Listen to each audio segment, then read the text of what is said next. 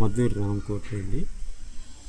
పర్యావరణాన్ని గురించి మన ప్రభుత్వం 5వ తారీఖున పర్యావరణ దినంగా పరిగణించింది. దాని విషయాన్ని గురించి మరి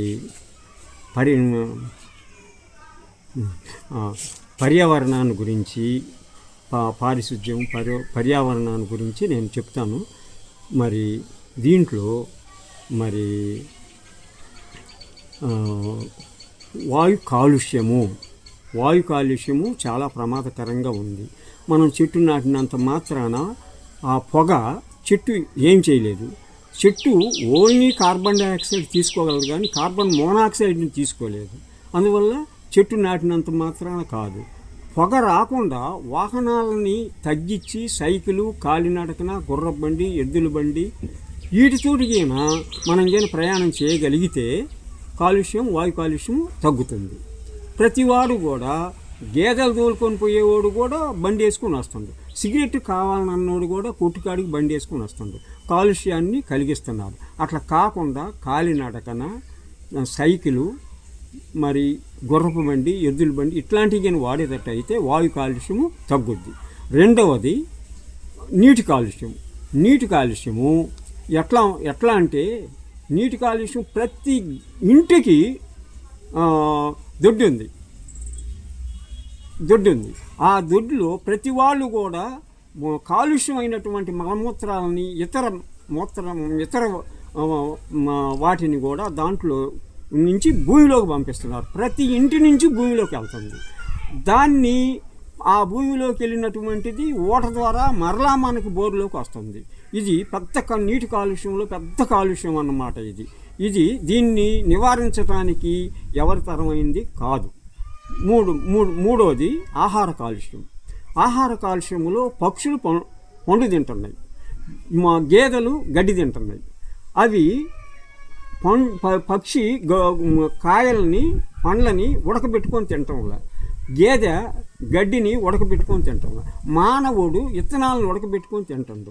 దీనివలన ఆహార కాలుష్యం పెరిగి ఉప్పు, నూనె ఇవన్నీ తింటాన లోపల ఉన్నటువంటి అవయవాలు ఈ ఆహారము పాలిష్ బియ్యము, పంచదార వీటి వల్ల ఎంతో ప్రమాదం కలిగించి అనేక రకాలైనటువంటి జబ్బులు, షుగరు, బీపీ అన్నీ వస్తున్నాయి. మూడవది ఆహారం. నాలుగోది ఆహార కాలుష్యం. నీటి కాలుష్యం చెప్పాను కదా, ఆహార కాలుష్యం చెప్పాను కదా. మరి తర్వాత ఆహార కాలుష్యం తర్వాత ఆరోగ్యాన్ని ప్రాణం ఇస్తుంది వైద్యం. ఆరోగ్యాన్ని ప్రాణము అదిగేనా ఆరోగ్యంగా ఉంటే మనము ప్రాణమే ఆరోగ్యంగా ఉండేటట్టుగా చేసుకునేటట్టు అయితే మనకి అనారోగ్యం కలగదు.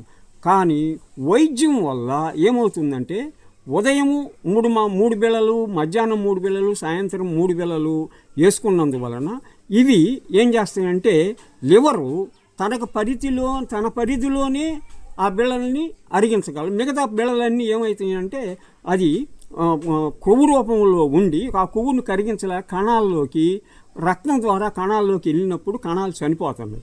ఈ విధంగా తెలియకుండా మందులు ఎక్కువ వాడినందువలన జీవకణాలు చనిపోయి అంతర్గతంగా లోపల ఉన్నటువంటి ముఖ్యమైనటువంటి అవయవాలు దెబ్బతిని మనకు తెలియకుండా కొత్త రోగాలు వచ్చి ప్రమాదకరమైనటువంటి పరిస్థితి. ఎక్కువ మందులు వాడినందువలన అవి జీర్ణించుకోలేక లివర్ దాన్ని జీర్ణం చెయ్యలేక ఈ విధంగా మనిషి యొక్క ఆరోగ్యము జీవకణాలు చనిపోయి మెదడు కణాలు చనిపోయి రోగులుగా ఏర్పడి ప్రమాదకరమైనటువంటి పక్షవాతాలు ఇట్లాంటివి వస్తున్నాయి.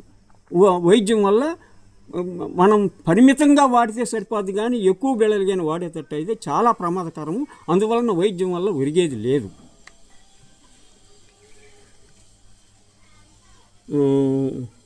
తర్వాత ఇది మనం ప్రాణం నిలబడాలంటే ఇన్ని బిళ్ళలు వాడకూడదు. ఎన్ని జబ్బులు ఉండా ఒకే బిళ్ళని ఒకే మందుని వాడటం అనేది అవసరం. లేకుండా ఈ విధంగా రోజుకి పొద్దున్న 3, మధ్యాహ్నం 3, సాయంత్రం 3 కానీ వేసుకునేటట్టు అయితే అంతర్గతంగా ఉంటుంది గుండె, మూత్రపిండాలు, ఊపిరితిత్తులు, లివరు ఇవన్నీ పూర్తిగా దెబ్బతిని ఏమీ రోగికి ఏమీ తెలియక అవన్నీ ఒకప్పుడు ప్రమాదం కలిగించి మరణించడానికి అవకాశం ఉంది. అందువల్ల వైద్యం వల్ల ఒరిగేది లేదు. తర్వాత విగ్రహము, బొమ్మ, పటము వీటిని గురించి చాలా ప్రమాదకరమైనటువంటి విషయంగా ఉంది. ఇప్పుడు మత కల్లోల కారణమవుతున్న ఈ బొమ్మలు, ఫోటోలు, బొమ్మ, విగ్రహం, ఫోటోలు ఇవన్నీ మత కల్లోలకి ఎక్కువగా ప్రాధాన్యం చేస్తుంది. వీటి వల్ల ఒక విగ్రహం కానీ ఒక పటం కానీ ఒకటి మనం పోయి దాని దగ్గరకు పోయి మనం నాకు ఈ సహాయం చేయమని అంటే ఆ విగ్రహము చూడలేదు, వినలేదు, మాట్లాడలేదు, కదలలేదు. కాబట్టి దానివల్ల ప్రయోజనం లేని దానికి వేలాది రూపాయలు, కోట్లాది రూపాయలు ఖర్చు పెట్టి దానికి మరి ఆ విగ్రహానికి ఒక గుడిని ఏర్పాటు చేయడానికి సిమెంటు, ఇసుక, మరి ఇనుము ఇదంతా ఖర్చు అయ్యి అసలు కొన్ని వేల ఎకరాలు వీటికి విగ్రహాలకి సేఫ్టీ కోసం నష్టమవుతుంది. ఈ మొత్తం నష్టమవుతుంది. కాబట్టి దానివల్ల ప్రయోజనం లేదు. కాబట్టి ఏం చేయాలంటే మనం మన జీవన విధానాన్ని ఫాలో అయ్యి మంచి ఆహారాన్ని, పక్షుల్ని, జంతువులను చూసి అవి ఏమి తింటున్నాయి, మనం ఏం తినాలా, మన ఆహారం ఏంటి, మన ఆహారం ఉడకకుండా, పాలిష్ లేకుండా పండ్లు, కాయలు, మరి విత్తనాలు మనం తింటే జీవన విధానంలో మనకి జబ్బులు రాకుండా ఉంటాయి. కాబట్టి మనము వాటిని ఆ విధంగా భూమిని నష్టం చేయటం, సిమెంట్ నష్టం, ఇసుక, ఐరన్ని వీటన్నిటిని నష్టం చేసే కంటే మనం ప్రాణాన్ని కాపాడుకోవటానికి జీవన విధానాన్ని మనం పెంచుకొని మంచి ఆహారం తీసుకునేటట్టు అయితే మనం ఆ బొమ్మ దగ్గరికి వెళ్ళాల్సిన అవసరం లేదు. మన ప్రాణమే మనకి దేవుడు. ప్రతి జీవి తన జీవుడు, ప్రాణము రెండు కలిసి ఉంటాయి. కాబట్టి వీటిని కాపాడుకోవటానికి మనం ప్రకృతిలో ఉన్నటువంటి మంచి ఆహారాన్ని తీసుకోవటం అనేది అవసరం అన్నమాట. ఇది తర్వాత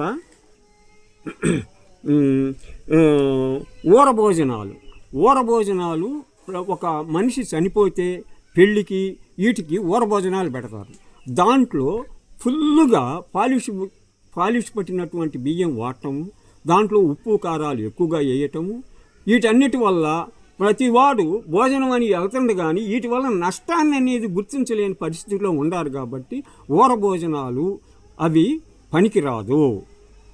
అది చాలామందికి అనారోగ్యం కలిగించి వాళ్ళు తెలియక తింటుంటారు. కాబట్టి వాటి వల్ల ఉప్పు, నూనె, పాలిష్ బియ్యము, తర్వాత మరి వీటిల్లో ఇంకా కెమికల్స్ కలిపినటువంటి పదార్థాలను తినటం వల్ల ఊరభోజనానికి వెళ్ళినటువంటి కొంతకాలానికి వాళ్ళకి జబ్బులు ఏర్పాటు, అంతర్గత అవయవాలు దెబ్బతిని జబ్బులు వచ్చే పరిస్థితి వస్తుంది.